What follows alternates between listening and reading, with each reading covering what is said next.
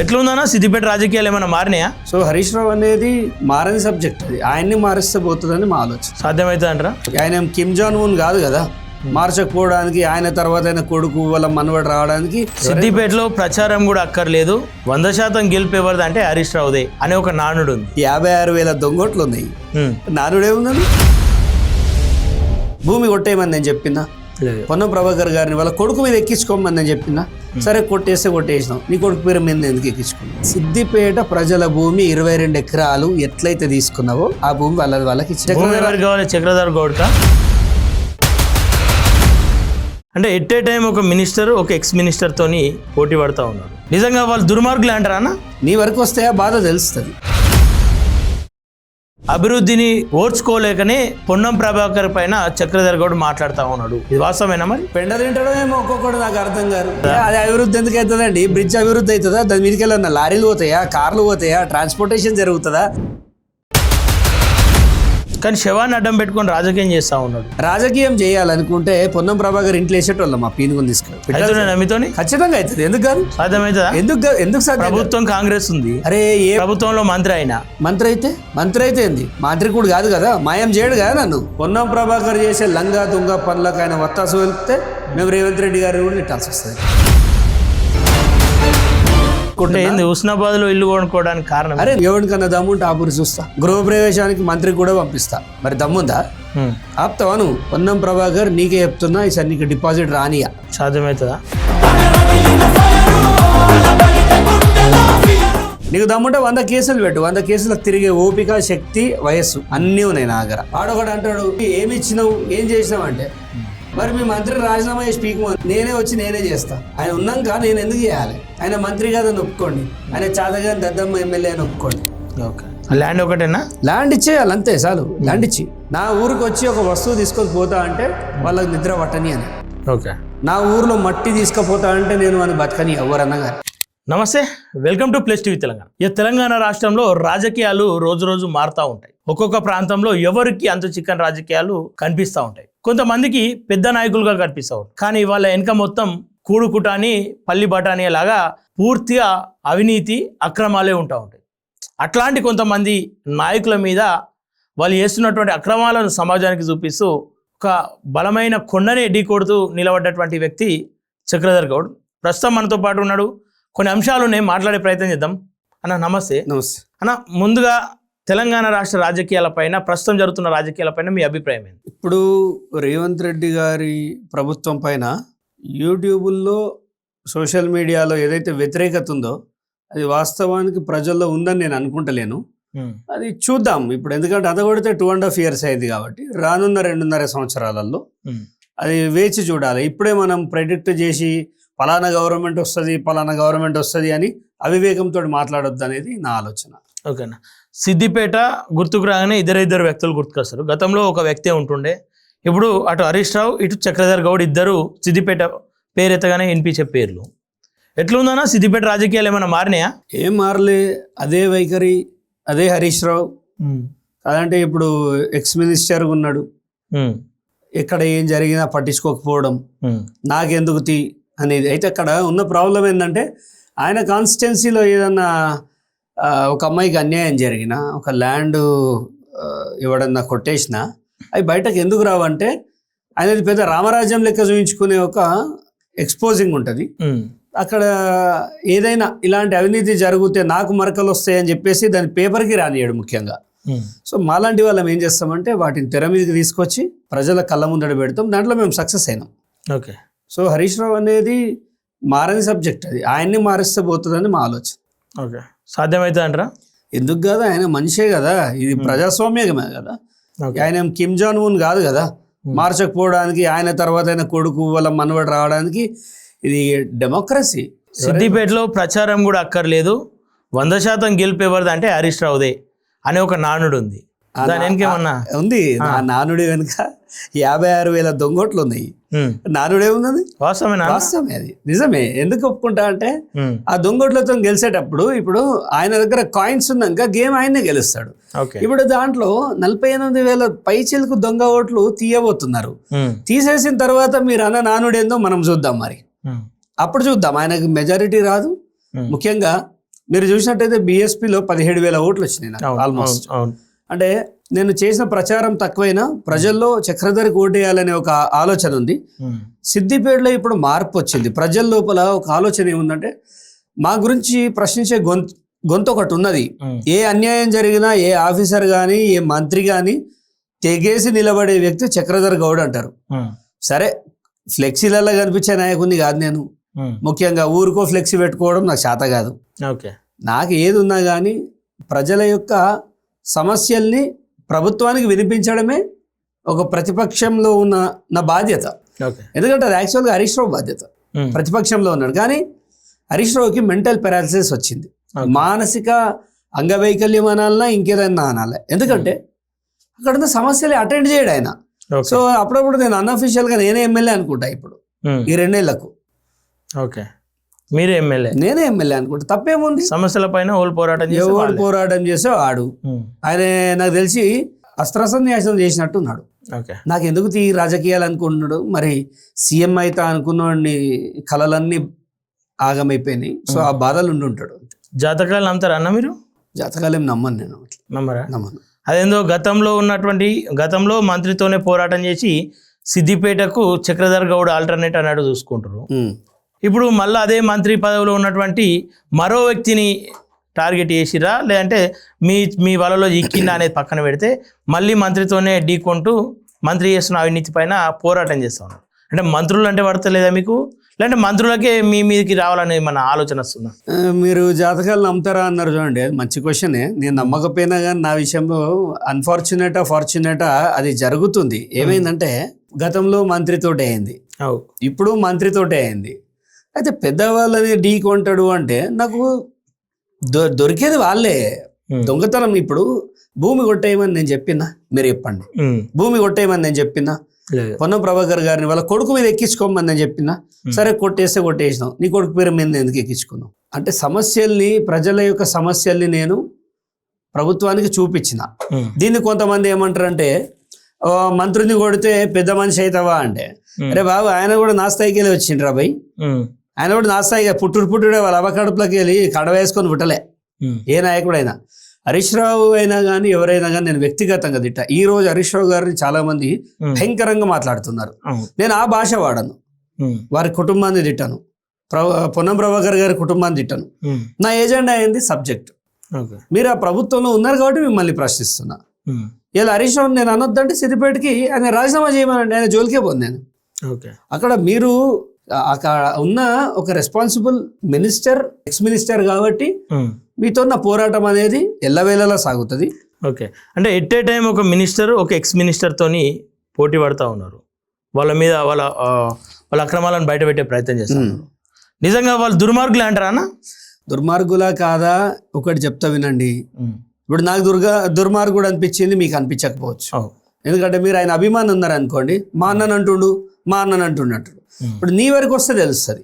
Okay, నీ వరకు వస్తే ఆ బాధ తెలుస్తుంది. ఇవాళ ఆ భూమి కోల్పోయిన వాళ్ళ బాధ నాకు తెలుసు. నేను రైతుల కోసం పనిచేసిన కాబట్టి ఆ పెయిన్ ఎలా ఉంటుందో నాకు తెలుసు. హరీష్ రావు వల్ల చాలా మంది ఇబ్బంది పడ్డారు. భూమి అంశం కొద్దిసేపు బయట పక్కన పెడితే, నిన్న మొన్న ఒక సర్పంచ్ ఆత్మహత్య చేసుకొని అక్కడికి మీరు వెళ్ళడం జరిగింది. మీరు మాటల్ని పూర్తిగా అక్కడ ఉన్నటువంటి కాంగ్రెస్ నాయకులు కావచ్చు, మంత్రివర్గం మొత్తం చూసి దాని మీద కౌంటర్ ఇచ్చే ప్రయత్నం చేస్తూ ఉంది. అభివృద్ధిని ఓర్చుకోలేకనే పొన్నం ప్రభాకర్ పైన చక్రధర్ గౌడ్ మాట్లాడుతూ ఉన్నాడు. ఇది వాస్తవమేనా? మరి అది వాస్తవం అని వాళ్ళకి అనిపిస్తే నేను ఒక విషయం చెప్తానండి. సిద్దిపేటలో నిరుద్యోగులు ఉన్నారు, అదంతా పక్కన పెట్టి మాట్లాడితే సిద్దిపేట అంటే ఎవరికన్నా ఒక 4 ఫ్యాక్టరీల పేరులో, ఒక 4 ఇన్స్టిట్యూషన్ పేరులో ఇవి ఏమి తెలియదు. మాట్లాడితే కొమ్మటి చెరువు అంటారు. ఇవాళ ఈయన ఏలిడిచిన తమ్ముడు పొన్నం ప్రభాకర్ కూడా ఏం చేస్తాడంటే నగర సుందరీకరణ పేరుతోటి అక్కడ ఒక లవ్ బ్రిడ్జ్ ఏదో కడతాడు, ప్రేమ బ్రిడ్జ్, గ్లాస్ బ్రిడ్జ్ అట. ఎవరిని కడుపు నిండుతుంది మాట. ప్రజలు అష్ట కష్టాల్లో ఉన్నారు, చాలా బాధల్లో ఉన్నారు. రైతులు అయితే ధాన్యం కొనుగోలు లేదన్నారు. ఇన్ని సమస్యలు ఉన్నాయి. మీరు ఇస్తా అన్న గ్యారంటీలు ఏవి ఫుల్ఫిల్ కాలేదు. ఇవన్నీ గాలికి వదిలేసి మాట్లాడితే ఆ బ్రిడ్జ్ చూపించి హైలైట్ చేయడం ఎంతవరకు కరెక్ట్? అంటే అది అభివృద్ధిలో ఒక భాగమే కదా. అది అభివృద్ధి ఎందుకు అవుతుందండి? బ్రిడ్జ్ అభివృద్ధి అవుతుందా? దాని మీదకి వెళ్ళిన లారీలు పోతాయా, కార్లు పోతాయా, ట్రాన్స్పోర్టేషన్ జరుగుతుందా? ఆ బ్రిడ్జ్ వల్ల వచ్చింది ఏందో మీరు చెప్పండి. ఓకే. ఆ బ్రిడ్జ్ వల్ల ప్రజల సౌకర్యార్థం వచ్చింది ఏంది, అది నా నిరసన అదే. డబ్బులు గవర్నమెంట్ దగ్గర రేవంత్ రెడ్డి గారు మా దగ్గర నిధులు లేవు, నిధుల కొరత ఉంది, గత ప్రభుత్వం మోసం చేసింది, అప్పులు చేసింది అన్నప్పుడు ఈ బ్రిడ్జ్ కట్టాల్సిన అవసరం ఏమొచ్చింది అంటున్నా. ఓకే. ఆ ఆవశ్యకత ఏమున్నది? ఇలా పిట్టల సంపత్ చనిపోయిండు, చంపబడ్డాడు అనాలే ప్రభుత్వం చేత. ఎందుకంటే ఆయన ఒక ముదిరాజు బిడ్డ. వాళ్ళ కౌంటర్ ఎట్లు ఇస్తారు చూడండి వాళ్ళ మనుషులు. ఒక ముదిరాజు బిడ్డ చనిపోతే హైదరాబాద్కి వెళ్ళి ఒకరు వస్తారు, సిద్దిపేటకి వెళ్ళి నేను వస్తా, మేము ఒక టీంగా ఏర్పడి ఈ సమస్య రాష్ట్ర సమస్య, మాజీ సర్పంచులు కానీ ప్రస్తుత సర్పంచులకు కానీ వాళ్ళు అప్పు చేసి అభివృద్ధి కోసం పెట్టిన డబ్బులు ఖచ్చితంగా ఇవ్వాలని మేము పోరాడుతుంటే పెండ తింటడం ఏమో ఒక్కొక్కడు నాకు అర్థం గారు. ఆ ప్రెస్ మీట్ పెట్టి నీకు ఇక్కడ ఏం సంబంధం, ఇక్కడ నీకేం సంబంధం అంటే ఏం పాకిస్తానా? అదేమన్నా ఉస్మానాబాద్ అంటే పాకిస్తానా? నీకేం సంబంధం ఏంది? ఈ దేశంలో ఏడైనా పోయే హక్కు నన్ను, నాకు ఏడికైనా పోతా, నేను ఏడైనా ప్రశ్నిస్తా. ఆయనకైనా తెలివి ఉండాలి. పొన్నం ప్రభాకర్ ఏడికెళ్ళి వచ్చిండు, కరీంనగర్ జిల్లాకి వెళ్ళి వచ్చిండు రా భయ్. నేను ఏడికెళ్ళి వచ్చిన సిద్దిపేట జిల్లా నాది, నా జిల్లా సమస్య ఉస్మానాబాద్, నా జిల్లా.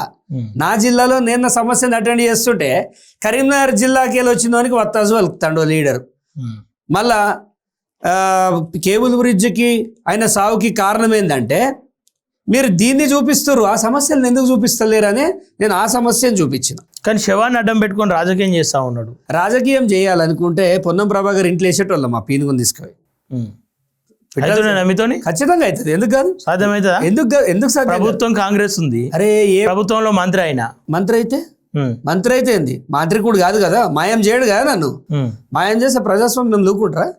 గత ప్రభుత్వానికి ఎంతో నియంతృత్వంగా పోయిన ప్రభుత్వానికి ఏం జరిగింది? మమ్మల్ని ఒత్తిన ప్రభుత్వానికి ఏం జరిగింది? అంత నియంత్రణ లెక్కున్నోళ్ళనే చాకచక్యంగా ఎదుర్కొని వచ్చిన వాళ్ళం మేము. రేవంత్ రెడ్డి అంత దుర్మార్గుడు కాదు, దొంగలకు వత్తాసు వెళ్తాడని నేను అనుకుంటలేను. రేవంత్ రెడ్డి గారి పై నాకు ఒక అభిమానం ఉంటుంది. మీరు ఏమన్నానండి, రాష్ట్ర వ్యాప్తంగా ఎవడెంది మాట్లాడినా వారు స్వేచ్ఛనిచ్చాడు. నిజం చెప్పాలంటే ఈ స్వేచ్ఛ నిజం చెప్పండి బీఆర్ఎస్ గవర్నమెంట్లో ఉందా? ఇలా ఎవడు వాడితే వాడు మనం మా ప్రశ్నించే ఒక చాయిస్ అయితే ఇచ్చిండా లేదా? నిజం చెప్పండి. ఇది మనకి బీఆర్ఎస్లో లేదు. అంటే వారిపైన నాకు ఒక సరే వాడు కేసులు పెడితే పెట్టుకొని కానీ మాట్లాడే స్వేచ్ఛను వారు ఇవ్వడం నాకు చాలా సంతోషం. పొన్నం ప్రభాకర్ చేసే లంగా దొంగ పనులకు ఆయన వత్తాసు వెళ్తే మేము రేవంత్ రెడ్డి గారిని కూడా తిట్టాల్సి వస్తుంది రేపు. అయితే శివరాజకీయాలని మీరు అంటారు కదా, నిజంగా శివరాజకీయాలు చేయాలంటే ఆ కార్యదర్శి వాళ్ళ పేర్లన్నీ రాసి చచ్చిపోయాడు. 4 పేర్లు. ఇవాళ పిట్టల సంపత్ గారి శవం తీసుకుపోయి కార్యదర్శి గారిని ఇంట్లో వేయకపోదా నేను? వేసేటోనా కదా? నాతో కాదనుకుంటారు ఏంది? నేను పిలిపిస్తే మంత్రి పీటలు వారాలాడా, పీటల కింద భూకంపం వస్తుంది, ఆయనకు తెలియదు. ఆయన ఏదో అనుకుంటాడు, చక్రధరని ఓడరానిచ్చిండి అంటాడట. నీదా ఇల్లు? నీదా ఉస్మానాబాద్? ఆడ బహుజన బిడ్డలంతా నా బిడ్డలే, నా ఇల్లు అది. నేను ఇంక అక్కడికి రావాలని ఆలోచన లేదు. ఎవడో నిన్ను అన్నాడు అక్కడికి ఎట్లా వస్తాడని. ఇంకో వారం రోజులలో ఇల్లు కొనుక్కుంటున్నా ఉస్మానాబాద్లో. ఒక వారం రోజులల్లా ఆల్రెడీ నడుస్తుంది. ఒక మంచి ఇల్లు కొనుక్కుంటే ఉస్మానాబాద్ లో ఇల్లు కొనుక్కోవడానికి కారణం అరే నా ఇష్టం. ఎవడోడు అన్నాడు నువ్వు స్థానికునువా అని. నేను ఆడు ఇల్లు కొంటున్నా, నువ్వు ఎవరికన్నా దమ్ముంటే ఆపురి చూస్తా, గృహప్రవేశానికి మంత్రికి కూడా పంపిస్తా. మరి దమ్ముందా? ఆపుతావా? నువ్వు గిచ్చి పెట్టుకుంటా అంటే అది నీ ఇష్టం. ఇక మేము అడుగుతున్నది పిట్టల సంపత్ గారికి న్యాయం చేయమని. ఇప్పటివరకు చేయలే అన్న, ఇప్పటివరకు చేయలే. ఆ మంత్రికి ప్రాబ్లం ఏంది? నీ ఇంట్లోకి వెళ్ళి ఇస్తున్నావా ఫండ్స్? లేదు. నీ పొన్నం కాంప్లెక్స్ అమ్మిస్తున్నావా? దాని కిరాయిలు అడిగినావా? నీ లంగదందా పైసలు అడిగినావా? ఏమడిగినాం? వచ్చిన బిల్స్ అతనికి పిట్టల సంపత్కి వాళ్ళ కుటుంబానికి ఇవ్వమని అడుగుతున్నాం, ఎక్స్గ్రేజ్ చేయమని. ఈ జిల్లాలో మా సిద్దిపేట జిల్లాలో ఎన్ని సర్పంచులై గత సర్పంచులు కానీ ప్రస్తుత సర్పంచులు కానీ ఏ ఫండ్ అయితే ఆగిందో ఆ ఫండ్ కనుక ఇవ్వకపోతే పొన్నం ప్రభాకర్ నీకే చెప్తున్నా, ఈసారి నీకు డిపాజిట్ రానియా, నీకు డిపాజిట్ రానియా. సాధ్యమవుతుందా? 100% సాధ్యమవుతుంది. 100%. మీరేమో సిద్దిపేటలో ఉంటారు. సిద్దిపేటలో హరీష్ రావు నెత్తి మీద కూర్చొని ఉన్నాడు చక్రధర్ అని చెప్పేసి ఒక నానుడు ఉంది. ఇప్పుడు మళ్ళీ ఇక్కడ సాధ్యమవుతుందా 2 జిల్లాల? అన్న ఒకటి చెప్తాను, మొన్నటిదాకా నేను హరీష్ రావు పైన ఫైట్ చేసిన, కానీ ఆయనకు ఏం తక్కువ కాకుండా పొన్నం ప్రభాకర్ కూడా ఆ రేంజ్లో చేస్తుండు. ఈయన అవినీతి చేస్తుండు కాబట్టి నేను మాట్లాడుతాను. అవినీతి నేనేడా చేసినా అంటే నేను తీసుకొస్తా ఎవిడెన్సెస్. నీ మీద పేపర్ వర్క్ లేని ఏది మాట్లాడట్లేదు. నీకు దమ్ముంటే 100 కేసులు పెట్టు, 100 కేసులకు తిరిగే ఓపిక, శక్తి, వయస్సు అన్నీ ఉన్నాయి నా దగ్గర. నేను హుస్నాబాద్లో నిన్ను దేవుని చేద్దామని తీసుకొస్తే దయ్యమై కూర్చున్నాం. ఓకే, హుస్నాబాద్లో ఏం జరుగుతుందో గ్రౌండ్ రిపోర్ట్ నేను చెప్తా. నాకు ఇట్లే ఇరిటేషన్ తెప్పించి నువ్వు ఇదే తమాషాలు చేస్తే హుస్నాబాద్లో నెక్స్ట్ ఎలక్షన్స్కి నిలబడతా. నేను నిలబడతా. మీ మీడియా వేదిక చెప్తానా, హుస్నాబాద్లో నిలబడు కాదు, ఆయనకు డిపాజిట్ రాకుండా పనిచేస్తా. ఓకే, సో మేము ప్రశ్నించే వాళ్ళం, మాకు స్వేచ్ఛనిచ్చి ప్రశ్నించనివ్వు. కరెక్షన్స్ ఉంటే కరెక్షన్స్ చేసుకో, అంతేగాని ఎట్లొస్తావో చూస్తా అంటే మిండెన్నై కూర్చుంటాడు. మరి అంటే ఏ రకంగా గ్లాస్ బ్రిడ్జ్ పైన శవాన్ని వేస్తా అంటాడు, ఇది రాజకీయం కాదా, శవాన్ని అడ్డు పెట్టుకొని చేసుడు కాదా అని చెప్పి. నిరసన ఈ దేశంలో అట్లా నిరసన చేసే ఒక పద్ధతి ఉంటుందండి. నిరసన చేసే ఒక దాంట్లో ఒక్కొక్కరు ఒక్కొక్క అంశాన్ని ఎంచుకుంటారు. ఇలా గ్లాస్ బ్రిడ్జ్ అవసరమా మనకి, ప్రజలు ఇంత ఇబ్బంది పడుతున్నారు, వాళ్ళ గ్లాస్ బ్రిడ్జ్ అవసరమా అనేది నా క్వశ్చన్. తప్పేముంది దాంట్లో? ఇప్పుడు ఫండ్సే లేవంటుంది గవర్నమెంట్ దగ్గర, డబ్బులే లేనప్పుడు ఆ బ్రిడ్జ్ ఎందుకు అనేది నా క్వశ్చన్. తప్ప మీరు చెప్పండి. అసలే ఇప్పుడు మొగుడు చచ్చిపోయిందా అని ముందట ఏదో ప్రోగ్రామ్ చేసినట్టు అంత సంబరాలు ఎందుకు? అసలు మన పరిస్థితే బాగాలేదు అన్నారు. ఇప్పుడు అవసరమా ఈ గ్లాస్ బ్రిడ్జ్లు ఇదంతా? అంటే ఆ గ్లాస్ బ్రిడ్జ్ కాంట్రాక్ట్ ఓన్కి ఇచ్చినాం అనేది కనుక్కుంటున్నా. ఒకవేళ అలా కనుక నీ కుటుంబ సభ్యులు కానీ నీ పేరు కానీ వెళ్ళింది అనుకో బిడ్డ, ఇక నన్ను తట్టుకోవడం చాలా కష్టం. నేను ఎంత దూరమైనా పోతా మంత్రి గారు, రేపో మాపో మాజీ మంత్రి అనాల్సి వస్తుంది. నీ కర్మగాలి నీ మంత్రి పదవి పోతే మాత్రం ఇక నీ అంత దురదృష్టవంతుడు లేడు. ఎందుకంటే మంత్రిగా ఉన్నప్పుడే నీతో ఇట్లా పెట్టుకున్నా అంటే నువ్వు ఇక ఎమ్మెల్యేగా ఉంటే నన్ను తట్టుకోలేవు. మరి 100 బీపీ గోళీలు మింగితే తగ్గదు. వార్నింగ్ ఎందుకు ఇస్తున్నా అంటే, నువ్వు భూమి రిటర్న్ ఇచ్చి నిన్నేమన్నా అడిగినా చక్రధర్ గౌడ్ ఏ రోజన్నా చక్రధర్ గౌడ్ సిద్దిపేట ప్రజల భూమి 22 ఎకరాలు ఎట్లయితే తీసుకున్నావో ఆ భూమి వాళ్ళకి ఇచ్చేసి ప్రజలకి ఇచ్చేసి నువ్వు ఏ రకంగా ఇచ్చినా ఇందులో నీ స్వార్థం ఏంది? అరే నా కాన్స్టిట్యున్సీలో ఒక సమస్య ఉన్నప్పుడు వాళ్ళు అమ్ముకోవాలంటే అమ్ముకోలేకపోతే మరి ఎమ్మెల్యే ఎందుకు, స్థానికంగా ఉన్న ఎమ్మెల్యే ఎందుకు మౌనంగా ఉంటుంది? మా ఎమ్మెల్యేకి మానసిక పెరాలసిస్ వచ్చిందని మీకు ఆల్రెడీ చెప్పిన. ఆయన గురించి మాట్లాడడం మొన్న కూడా ఒక యూట్యూబర్ ఏమంటాడంటే సిద్దిపేటలో, అన్న ఈయన చక్రధర్ గౌడ్ ఎందుకు హరీష్ రావు ప్రశ్నిస్తలేడంటే, ప్రభుత్వంలో ఎవరుంటే అలా ప్రశ్నిస్తాం. హరీష్ రావు ఎందుకు ప్రశ్నించాలి? హరీష్ రావుకి ఆ సబ్జెక్ట్ మీద ఇంట్రెస్ట్ లేదు, ఆయన మాట్లాడట్లేదు. నాకు ఇంట్రెస్ట్ ఉంది, నేను మాట్లాడుతున్నా. ఇప్పుడు ఇంట్రెస్ట్ లేదని తీసుకొచ్చి అలా కూర్చోబెట్టాలనా? హరీష్ రావు వాళ్ళ ఇష్టం. ఇప్పుడు మాట్లాడకపోతే నష్టం జరుగుతుందా లాభం జరుగుతుందా అని ఎవరు చూసుకోవాలి? హరీష్ రావు చూసుకోవాలి. నువ్వు ఎందుకు మాట్లాడతలేవు అని ఒక్కసారి అడుగుతా, 2 సార్లు అడుగుతా, ఊకి అదే పని. 100 కోట్ల భూమి ఊర్లో గయాబ్ అయితే వెలుగుమట్లనే. అది సింపుల్గా చెప్పాలంటే అదొక మరో వెలుగుగట్ల, అది ఏమంటారు, వెలుగుమట్ల. అదే పరిస్థితి. అంటే సిద్దిపేట వెలుగుమట్లతో పోలుస్తా ఉన్నారంటే అంత దారుణంగా ఉందా అన్న సిద్దిపేటలో? ఇప్పుడు మీ యూట్యూబ్ ఛానల్లో 20 మందిని తీసుకుపోతా త్వరలో. అక్కడ దాదాపుగా 1000 మంది ఆగమయ్యే పరిస్థితి ఉంది. అది మరి హరీష్ రావు గారికి ఎందుకు కనిపిస్తలేదు అనేది నాకు అర్థం కావట్లేదు. సరే, నేను సిద్ధాంతపరంగానే వారిని విమర్శిస్తా, కానీ ఈ విషయాన్ని పట్టించుకోవాలని నేను కోరుకుంటున్నాను. ఎందుకంటే నువ్వు రాష్ట్ర స్థాయి నాయకులు అని అందరికి తెలిసినా నువ్వు లోకల్ సమస్యలు పట్టించుకోవాలి కదా. నువ్వు ఎందుకు పట్టించుకో? నువ్వు పట్టించుకోకపోతే రేపు నష్టపోయేది కూడా నువ్వే. ఆడ ప్రజలు నష్టపోతా ఉన్నారు. నిన్ను ఎమ్మెల్యేగా నీ గుర్తింపు పోయే పరిస్థితి ఉన్నది. సరే, నేను ఎమ్మెల్యే కాదా నువ్వు అనుకుంటే చెప్పి ఇక నేనే రౌండ్ దక్లకు పనిచేస్తాం. మరి అటు ఎమ్మెల్యేగా ఇటు ప్రతిపక్ష నాయకుడు 2 పని చేస్తాం. మరి ఏం చేయమంటారు? ఇప్పుడు ప్రజలకు తెలుసు అక్కడ మనం ఏ రకంగా పనిచేస్తాం. ప్రతి విషయం పైన స్పందిస్తాను నేను అక్కడ.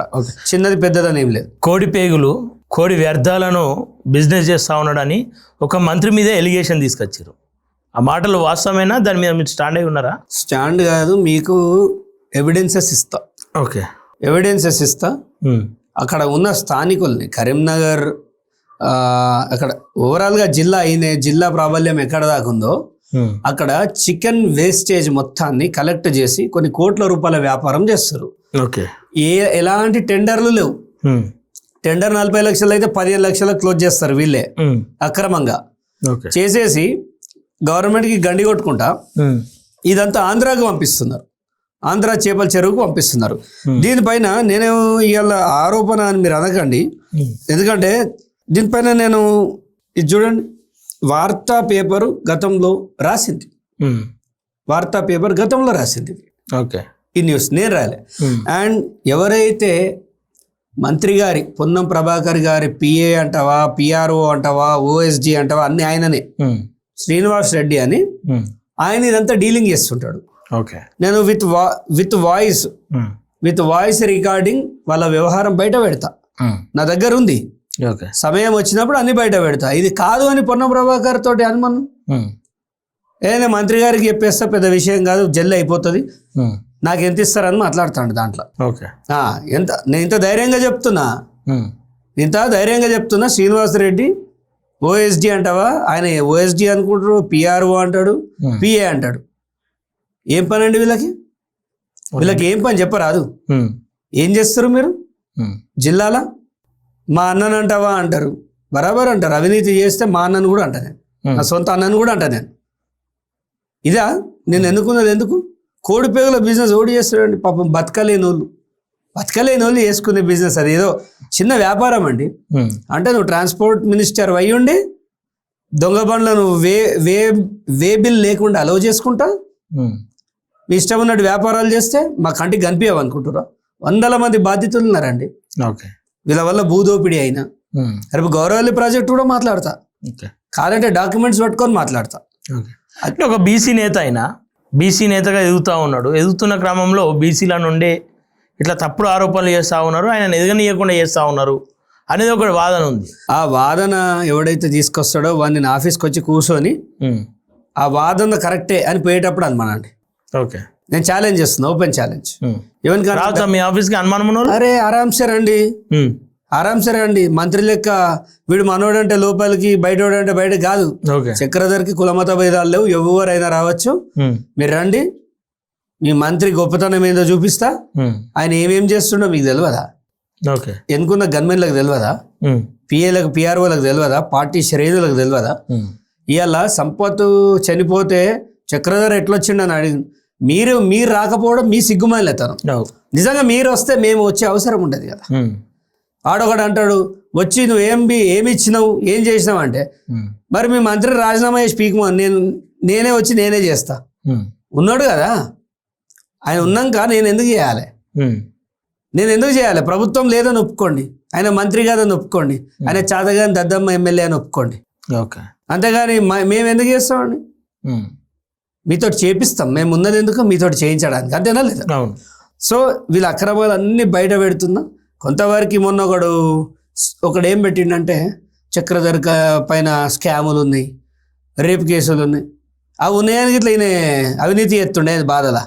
ఇప్పుడు నా మీద కేసులు ఉంటే ఈయన ఎందుకు అవినీతి చేస్తుండు?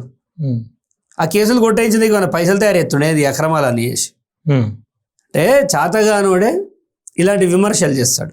మీకు దమ్ముంటే ఆ ల్యాండ్ విషయంలో వస్తారా, ఈ చికెన్ వేస్టేజ్ విషయంలో వస్తారా? మీరు ఇంకా చేస్తున్నవి చాలా ఉన్నాయి. ఇప్పుడు వేదికగా అన్నీ చెప్పొద్దు, కానీ రేపటి రోజున ప్రభుత్వం పరిశాన్ అయ్యేలాగా ఉంటుంది. పొన్నం ప్రభాకర్ అందరు మంత్రులలో నంబర్ 1 అవినీతి పరంగా ఉన్నాడు. ఇది మా సామాజిక వర్గం గమలందరికీ బాధ అనిపించినా ఇది వాస్తవం, ఇది నిజం. ఆయన మామూలుగా చేస్తలేడు. వచ్చేది ప్రభుత్వం రాదు, ఇంకా నెక్స్ట్ 2.5 ఏళ్ళ డౌటే అనే ఒక ఆలోచనకు వచ్చిండు. కాబట్టి ఇప్పుడే దోసుకుందాం దాచుకుందాం అంటుండు. కానీ మేము జోపుదాం తీద్దాం అనే రకాలు మేము కూడా. చక్రధర్ అంటే చాలా మొండి వ్యక్తి. నాకు చావు అనేది ప్రకృతి ప్రసాదించిన వరం అనుకునే ముందుకు వెళ్ళిపోతా. నేను భయపడే రకం కాదు. ఏదో నీ డబ్బుల సంచులకు లొంగేది ఉంటే ఇక్కడ దాకా నా ప్రయాణం ముందుకు రాదు. ఖచ్చితంగా ఈసారి హుస్నాబాద్లో పొన్నం ప్రభాకర్కి డిపాజిట్ రానియా. అట్లా అని బహుజన బిడ్డనే గెలవాలాడ. ఖచ్చితంగా చక్రధర్ నిలబడితే మాత్రం హుస్నాబాద్లో క్లీన్ స్వీప్ చేసేస్తా. ఇప్పటిదాకా ఆలోచన లేదు, మరి వీళ్ళు వచ్చేటట్టు చేసుకోవద్దు. హరీష్ రావు చేసిన తప్పులు మీరు చేయకండి అని నా మనవి. చేసుకోవద్దండి. ఏం చేయాలి?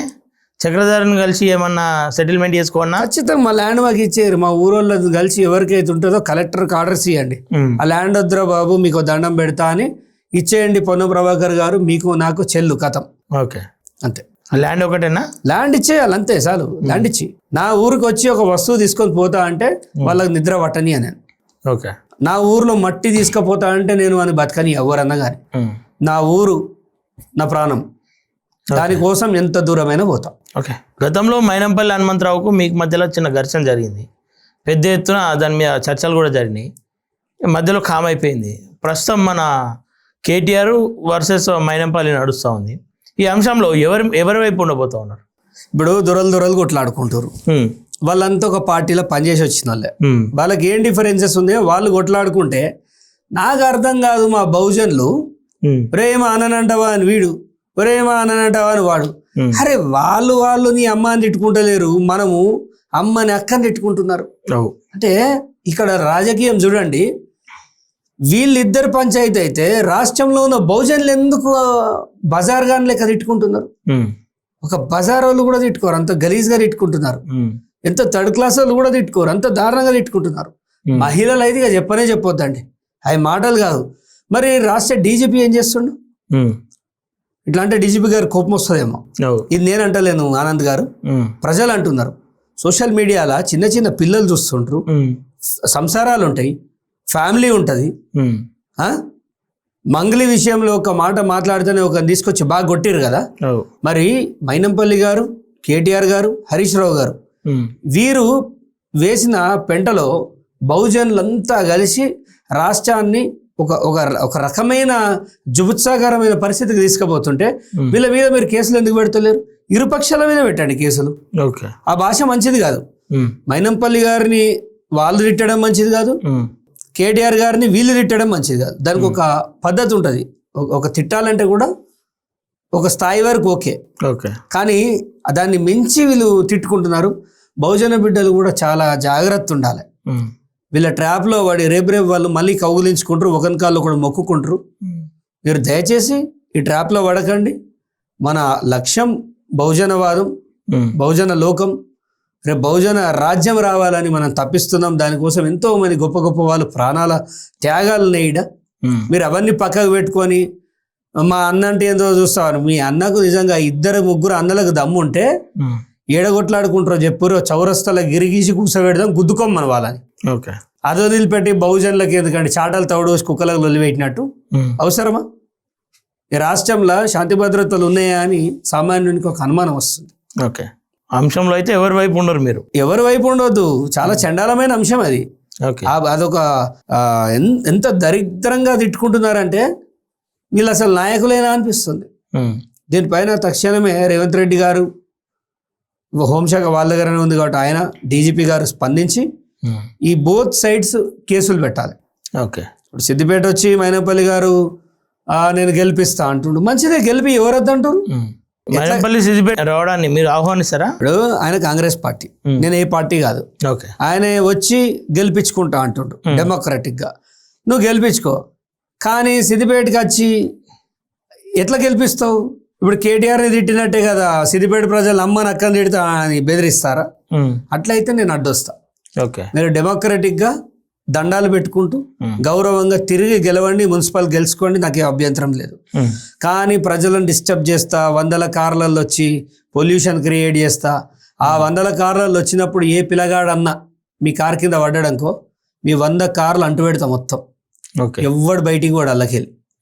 సో ఒళ్ళు దగ్గర పెట్టుకొని రాజకీయం చేయండి, మీరు రాజకీయం చేయండి. మైనంపల్లి గారికి స్వాగతం, సిద్దిపేటకి రావాలి 2వ టర్మ్, మీరు గెలుచుకోండి.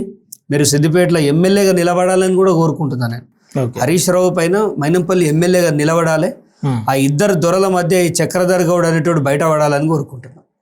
ఒక బీసీ బిడ్డకు పట్టం కడతారేమో అనుకుంటున్నాను. అవసరమైతే కవిత గారిని కూడా రమ్మంటున్నా. 3 దొరల మధ్య చక్రధర్కి పని ఈజీ అవుతుందని కూడా చెప్తాను. అంటే మీరు మీకు సేఫ్ చేయడానికన్నా వాళ్ళు రావాలంటారు? ఖచ్చితంగా వాళ్ళు వస్తేనే కదా. ఒక స్వభావం ఏంది, ఇలా కవిత బయటికి వచ్చి ఎవరి గురించి ఏం చెప్తుందో మనకు తెలుసు. ఇలా హరీష్ రావు గారిని నేను ఎప్పుడు కూడా పెద్ద బూతులేం తిట్టాను, ఎందుకంటే పాలసీ ప్రకారం తిడతా. కానీ కవిత గారు ఆయన నిజస్వరూపం అని చెప్తుంది, నేను చెప్తాలే కదా. చక్రధర్ చెప్తే అబద్ధం అవుతుంది. మొన్నటిదాకా మీరు ఒకటే మండిలో అందరు కలిసి తినోలే, మీరు నువ్వు చెప్తే కవిత చెప్తాడే నమ్ముతాడు. సో హరీష్ రావు పైన మేము పాలసీ పరంగానే కొట్లాడతాం, కానీ ఈ రకంగా ప్రజలు అసహించుకునేలాగా వారి కుటుంబాన్ని కానీ వారిని కాదు ఏ నాయకుడిని కానీ ఆ రకమైన భాష మేము వాడదలుచుకోలే. ప్రజలు మెచ్చుకునేది రాజకీయం అంటే ఇలా ఉండాలి అనేలాంటి యొక్క భాషనే మేము వాడతాం. మనం చూడండి, మీరు కానీ నేను కానీ మనం ఏ పోరాటానికి పోయినా మనం పోయేది ప్రజల యొక్క ఎజెండా ప్రకారం పోతాం. అక్కడ మనకు కేసులు అయితే అని తెలుసు, మనకు ఇబ్బందులు అయితే అని తెలుసు. ఎవరికి పట్టి లేని విషయమైనా మనం పట్టించుకొని ఎవరి దగ్గర చేతులు ఆపకుండా మనం వెళ్తున్నాం. సో ప్రజలు మన వైపు ఉన్నారు అనేది, ప్రజలు మన వైపు ఉన్నారు కాబట్టి ఇవాళ శాటిలైట్ ఛానళ్ళ పరిస్థితి యాడ్స్ వేసుకొని బతకాల్సి వస్తుంది. యూట్యూబ్ ఛానళ్ళ మీద డిపెండ్ అయింది. ఇలా తెలంగాణ సమాజం యూట్యూబ్ ఛానల్లో అయితే నిజం చెప్తాననే ఒక కోణానికి వచ్చింది. సో వాటి కోసం పనిచేసే మీరు కానీ నేను కానీ ఎల్లవేళలో ప్రజలకు ఇట్లనే పనిచేయాలనేది నా ఆలోచన. ఓకేనా? ఓకే, ఫైనల్గా అయితే మార్పు రాబోతా ఉందా మీరు పోటీలో?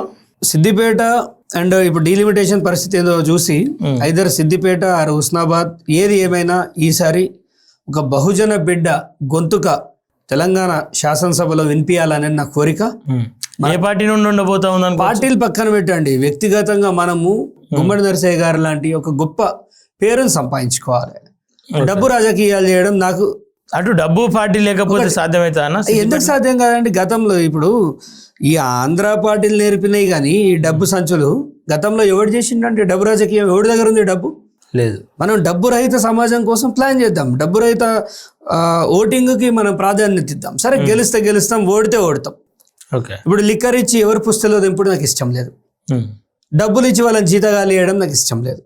సో ఇలాంటి వాటికి నేను వ్యతిరేకం. గెలవకపోతే ఏమైతే చచ్చిపోతామా? మళ్ళీ ఒక 5 ఏళ్ళు ప్రతిపక్షంలో ఉంటాం, మళ్ళీ కొట్లాడతాం. సరే చూసుకుందాం. ఈసారి చక్రధర్ గౌడ్ డబ్బు లేకుండా ఎమ్మెల్యే అవుతాడా లేదా? ప్రజలు పని చేసేవానికి పట్టం కడతా అంటే నేను పని చేయడానికి సిద్ధంగా ఉన్నా. ఇది మాట హుస్నాబాద్ వాళ్ళకి చెప్తా, సిద్దిపేట వాళ్ళకి చెప్తా. మీరు నా 4 ఏళ్ల నేపథ్యం చూసినట్టయితే ఎక్కడ ఒక తప్పును కూడా నేను వదిలిపెట్టలే, ఎక్కడ కాంప్రమైజ్ కాలే. ఇలా హరీష్ రావు చక్రధర్కి బెండ్ వీడి వానికి బెండ్ అని అంటారు. బెండ్ అయ్యే వల్ల సుప్రీంకోర్టు దాకా వేయొచ్చింది నేను. ఓకే. నేను ఎంత నీతివంతున్నో నా శత్రువుకి తెలుసు, నేను ఎట్లా కొట్లాడుతా అనేది నా శత్రువుకి తెలుసు. సో ఇంట్లో పుక్యానికి ఇంటర్నెట్ వాడేటోడు నన్ను తిడతా అంటే నడుస్తుందా? సో అలాంటి వాళ్ళు కూడా తిడుతురు అంటే వాళ్ళకు కూడా నా మీద ఇంట్రెస్ట్ ఉన్నట్టే, అంటే నా వీడియో చూస్తురు అన్నట్టే. సరే, వాళ్ళు చూడాలి, తిట్టాలి, రాను వాళ్ళ లోపల కూడా పరివర్తన రావాలని కోరుకుంటున్నాను. ఓకేనా? థ్యాంక్ యూ అన్న, thank you so much. Okay, చూస్తురు కదా ఏదైతే పొన్నం ప్రభాకర్ మీద చేస్తున్నటువంటి మాటలు ఏవైతే ఉన్నాయో అవి అవాస్తవాలు అని చెప్పేసి ఎవరికైనా అనుమానం ఉంటే ఖచ్చితంగా మా ఆఫీస్కి రండి అని ఓపెన్ ఛాలెంజ్ అయితే ఇస్తా ఉన్నాడు. ఆ వాయిస్ రికార్డు కావచ్చు, ఇంకా అనేక ఆధారాలు కూడా త్వరలో బయట పెడతా అని చెప్పి చెప్తా ఉన్నాడు. పొన్నం ప్రభాకర్కు అటు వార్నింగ్ అనుకోవచ్చు, ఇటు అవకాశం అనుకోవచ్చు. ఏదైతే సిద్దిపేటలో కబ్జా చేయబడ్డ భూమి ఏదైతే ఉందో రంగనాథపల్లిలో, ఆ భూమిని తిరిగి ఇచ్చేస్తే నీ జోలికి రానైతే చిన్న మాట చెప్తా ఉన్నాడు. మరి చూడాలి పొన్నం ప్రభాకర్ దిగి వస్తాడా, మొండికేసి మంత్రి పదవి పోయేంత వరకు ఇట్లనే వెళ్తాడా అనేది ఒకసారి ఆలోచించాలి. అలాగే ఏదైతే మొన్న పిట్ట సంపత్ ఏదైతే మరణించిండో ఆడికి వెళ్ళిన వాళ్ళలో మేము కూడా ఉన్నాం. అందులో క్లారిటీగా రాజకీయం ఎవరు ఏలే. ఒక వ్యక్తి చనిపోతే ఆ వ్యక్తి ఎందుకోసం చనిపోయిండు, ఏమై చనిపోయిండు, ఆయనకున్న కష్టాలు ఏంది, నష్టాలు ఏంది అని చెప్పేసి సమాజానికి చూపించడానికి, ఆ కుటుంబానికి భరోసానిచ్చి ప్రభుత్వం మీద ఖచ్చితంగా కలిసికట్టుగా పోరాటం చేద్దాం, మీరు అధైర్యపడద్దు అని చెప్పేసి చక్రధర్ అన్న కావచ్చు, అటు పృథ్వీరాజ్ అన్న కావచ్చు, ఇంకా కొంతమంది నాయకులు రావడం జరిగింది అక్కడికి. వీళ్ళంతా కూడా ఏ పార్టీ స్టాండో లేదంటే వ్యక్తిగత స్టాండ్తో రాలేరు. క్లియర్గా ఆ కుటుంబానికి భరోసానిచ్చి ఇంక 7,000 మంది సర్పంచులు ఉన్నారు రాష్ట్ర వ్యాప్తంగా. ఇదే సమస్య పైన బాధపడుతున్న వాళ్ళందరిలో ఇదే సంపత్ ఎవరైతే ఉన్నారో ఆ వ్యక్తి చావే చివరి చావు కావాలి, ఇంకెవరు చావద్దు అని చెప్పేసి భరోసానిచ్చే ప్రయత్నం చేశారు. ఇక వీలైతే శాతనైతే ఎవరైతే ప్రెస్ మీట్లు పెట్టి పేపర్ స్టేట్మెంట్లు ఇస్తా ఉన్నారో వాళ్ళు ఒకసారి క్లియర్గా ఆలోచించాలి. మీకు నిజంగా శాతనైతే, మీరు నిజంగా నీతివంతులు అయితే, మీ మంత్రి నిజంగా మంచి పుట్టుకే పుడితే క్లియర్గా ఒకటే, ఏదైతే కుటుంబం పెద్ద దిక్కును కోల్పోయింది ఆ కుటుంబానికి భరోసాగా నిలబడండి. మీ కాంగ్రెస్ నాయకుల చేతుల్నే కండువ కప్పుకుండు. ఇవాళ అదే కండువ ఉరితాడుగా మారి చెట్టుకు ఊలాడబడ్డాడు. అక్కడికి వచ్చే సోయి ఎవరికి లేదు, పక్కన ఉన్నటువంటి కాంగ్రెస్ నాయకులకు లేదు. అదే నియోజకవర్గానికి ఎమ్మెల్యేగా ఇప్పుడు మంత్రిగా ఉన్నటువంటి మంత్రికి సోయి లేదు.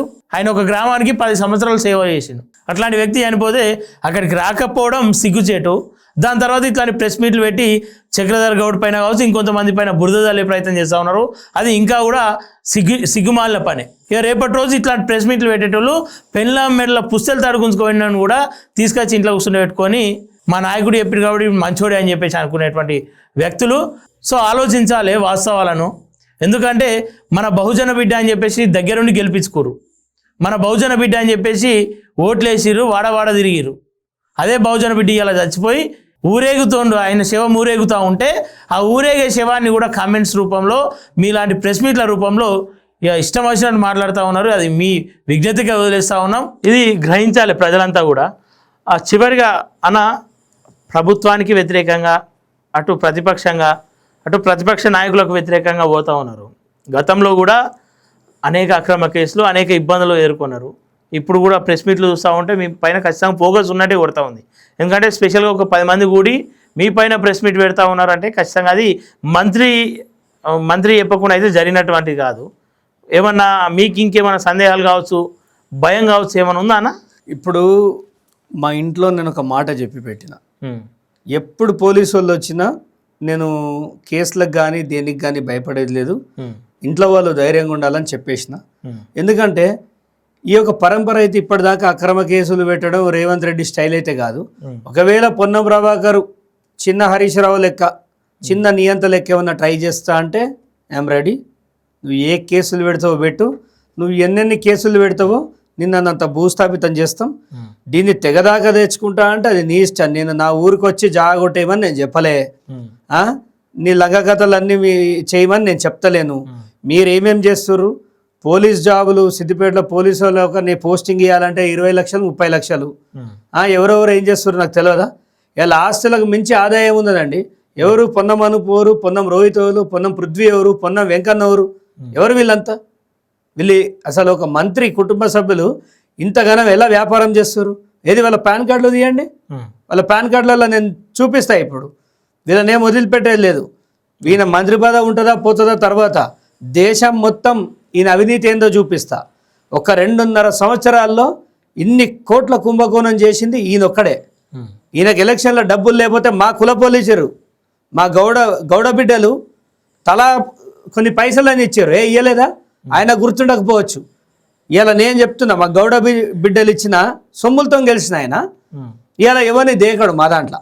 ఈయన పెద్ద పెద్ద మాటలు మాట్లాడుతుంటాడు. నేను అవినీతి పరుందా కాదా? హుస్నాబాద్ ఎల్లమ్మ గుళ్ళే జొరుతావా? నువ్వు అవినీతి పరుంది కాదా? నడు పోదాం. అడ్డగోలుగా అవినీతి చేసుకుంటా నేను బహుజన బిడ్డనంటే నడిచిపోతుందా? తప్పే కదా. బహుజనుడు అయితేంది, ఎస్సీ అయితేంది, ఓసీ అయితేంది, విచ్చలవిడి అవినీతి జరుగుతుంది. ఖచ్చితంగా ఆయన చేసిన తప్పును ఆయనతోటి కరెక్షన్ చేపిస్తాం. లేదు నా స్టైల్ ఇంత, నేను ఏందో చూపిస్తా అంటే నేనేందో కూడా చూపిస్తా. మంత్రికి పెయిడ్ బ్యాచ్ ఉంటుంది, అంటే జీతాలు తీసుకొని పనిచేసేటోళ్ళు ఉంటారు. మగవాడు జీతం తీసుకోడు. నీ దగ్గర వాళ్ళు కూడా నా కోసమే పనిచేస్తారు. తస్మాత్ జాగ్రత్త, మాట్లాడేటప్పుడు జాగ్రత్త. చక్రధర్ గురించి ఏ స్టేట్మెంట్ చేసినా జాగ్రత్త. ఒకరు నేను ఎప్పుడు గమనిస్తూ ఉంటారు, వాళ్ళే ప్రజలు, వాళ్ళే నా అంచర్లు కూడా. ఈ రకంగా నువ్వు అంచివేస్తా, పోలీసులతో అంచివేస్తా. మొన్న ఆ రోజు హుస్నాబాద్లో చూసినాం, అంతమంది పోలీసులు శవం దగ్గర అవసరమా? ఇంకా సిగ్గు లేకుండా శివరాజకీయాలు చేస్తున్నావు అంటున్నావు. గాడిదలు కాస్తురా? ఏం చేస్తారు మీరు? సిద్దిపేటకి వెళ్ళి నేను, హైదరాబాద్కి వెళ్ళి మీరు వస్తే ఈయన గాడిదలు కాస్తుండ అంటున్నా. ఏం చేస్తున్నావు?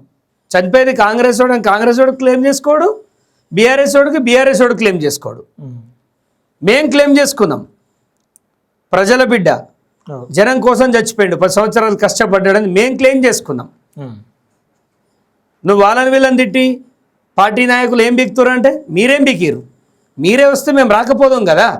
ఆయనే ఉంటే తెల్లసీర ఎందుకు అన్నాడట. నువ్వే సక్కన నువ్వైతే నన్ను ఎందుకు పిలుస్తారు హుస్నాబాద్కి? ఇవాళ మంత్రి పైన చాలామంది అడుగుతూ ఉన్నారు, కావాలని అలిగేషన్ చేశాడు. తెలివి తక్కువ బహుజనవాదులారా మంచిగా వినండి.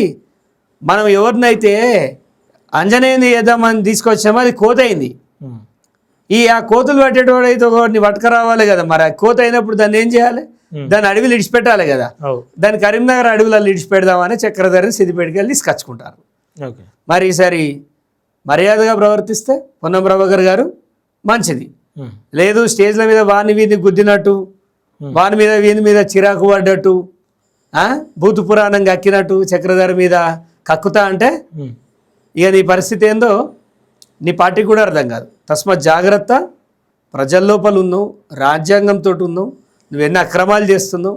అవినీతి పరులంతా నీ ఆఫీసులోనే ఉన్నారు, నీ చుట్టూ ఎంఆర్ఓ ఆర్డీఓల రూపంలో ఉన్నారు. మొత్తం సిద్దిపేట జిల్లాలో విచ్చలవిడి రెవెన్యూ దొంగలు ఉన్నారు. నేను నిరూపిస్తా, ఈ ఎస్ఐఆర్ తర్వాత నిరూపిస్తా. ఓకే అన్న, okay, thank you so much అన్న. చూస్తున్నారు కదా, ఇది విశేషాలు. చూస్తున్నాను plus TV Telangana. Thank you.